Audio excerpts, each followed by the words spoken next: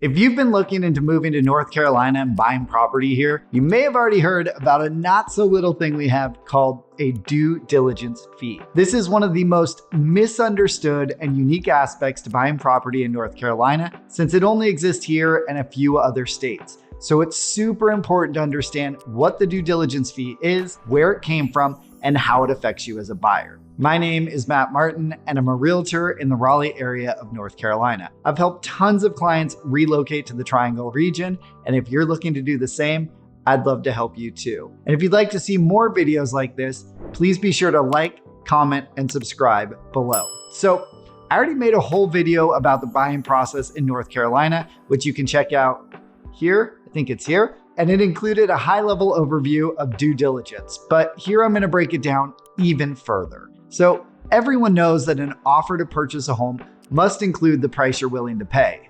But in North Carolina, there are also two upfront deposits that a buyer can include in their offer to sweeten the pot and show that they're serious about buying the property. And those are the earnest money deposit and the due diligence fee. To understand the difference, let's back up a little more than a decade, back when the market was completely opposite of what it is now, and buyers were in full control. Back then, we only had the first fee, the earnest money deposit. That fee exists in most parts of the country, and it's typically paid into an escrow account at contract signing, and it's also typically refundable for a certain period of time up front to allow the buyer to do things like home inspections. If the buyer backs out during this time period, which is sometimes called the due diligence period or the inspection period, the earnest money is returned to them. However, once that period of time expires, the earnest money becomes non-refundable. So if the buyer walks away after the due diligence period, the seller will get to keep the earnest money deposit.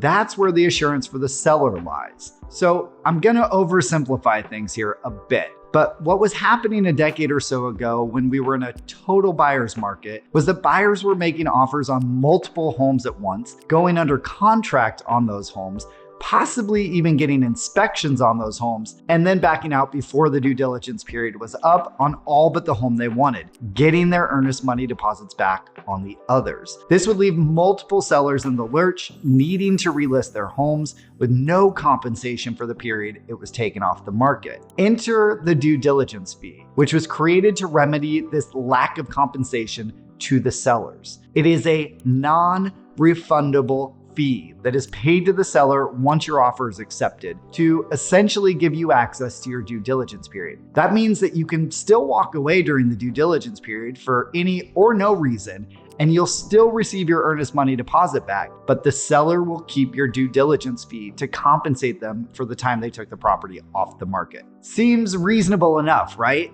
And when it started, it was pretty reasonable, with due diligence fees usually hovering around 0.5% to 1% of the purchase price. In theory, this was to cover a seller's carrying costs for the period the home was taken off the market, should the buyer have decided to walk away from the deal. So if you were buying a $300,000 home, which was common back when the due diligence fee came into existence, you'd be putting somewhere around $1,500 to $3,000 down upfront as a non-refundable deposit to buy yourself access to the due diligence period. But unfortunately, the hyper-competitive real estate market of the last few years, especially since COVID, has completely catapulted the due diligence fee to the forefront of the negotiations. And the amount that sellers now expect from buyers has grown exponentially. Let me break down why.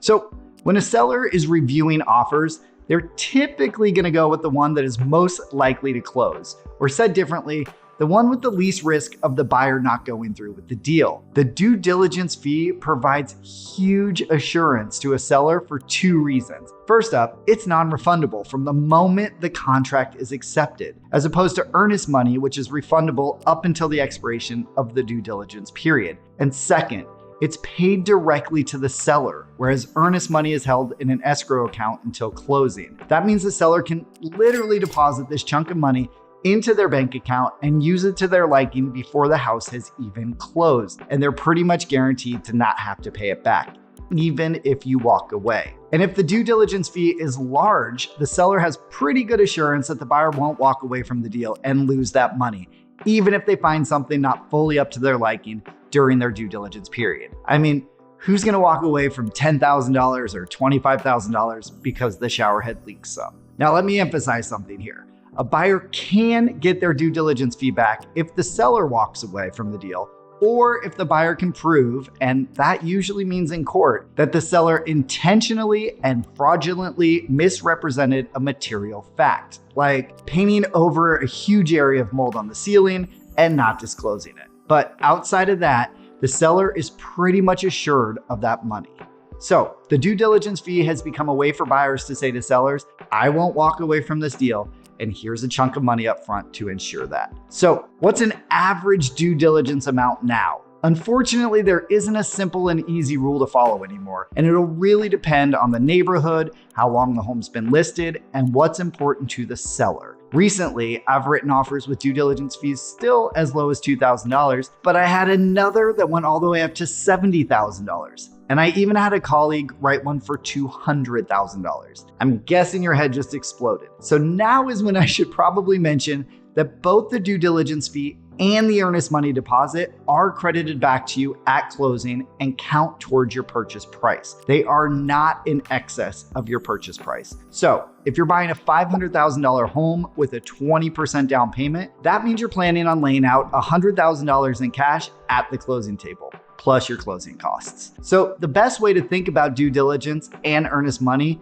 is simply as an advance on that down payment. So if you put down a $25,000 due diligence fee, that'll get credited towards your down payment at closing, and you'll now only owe the remainder, $75,000 in this example, at the closing table. But I've actually seen cases where the due diligence fee exceeded the down payment, in which case the buyer received money back at the closing table, which was a fun little surprise for them. Now, mind you, before you make an offer, every seller is required to provide a disclosure form about the condition of the home, including the age of the major systems, the roof, any known issues such as leaks, pests, etc. So you're not going into the offer completely blind. We will also do a very thorough walkthrough of the home, including up into the attic and down into the crawl space, to try to identify any patent defects before you agree to a large due diligence fee. That said, an inspection report will likely still catch items that we just didn't catch. And since North Carolina is a caveat emptor or buyer beware state, the seller is not required to make any repairs. And when there's a large due diligence fee already sitting in their bank account, there's even less incentive for them to do so. I know this sounds incredibly unfair, and I completely agree with you. Buyers in this market are bearing all the risk with what the due diligence fee has morphed into. And for that reason, you need to have a serious conversation with your agent about what you're ultimately comfortable offering. So what about earnest money? Remember, earnest money is that deposit that is refundable during the due diligence period, but non-refundable once that period expires. Well, if you're offering a large due diligence fee to the seller up front, you're essentially saying, I'm not walking away from this deal no matter what I find out, because I can't afford to lose this money. So there really isn't a need to put down an earnest money deposit in addition to that due diligence fee. So in the case of high due diligence fees, we often see buyers offer no earnest money here. Whew, that was a lot. If your head is still spinning, shoot me a message and I'm always happy to go into more detail or clarify any confusion. Since due diligence has become such an important part of offers here in North Carolina, it's important to fully understand it before you get into the market and make your first offer. If you have any questions about buying in North Carolina, or if you're ready to kick off your search in the Triangle region, I'd love to hear from you. Leave me a comment below, or you can email, call, or text. All my information is included here.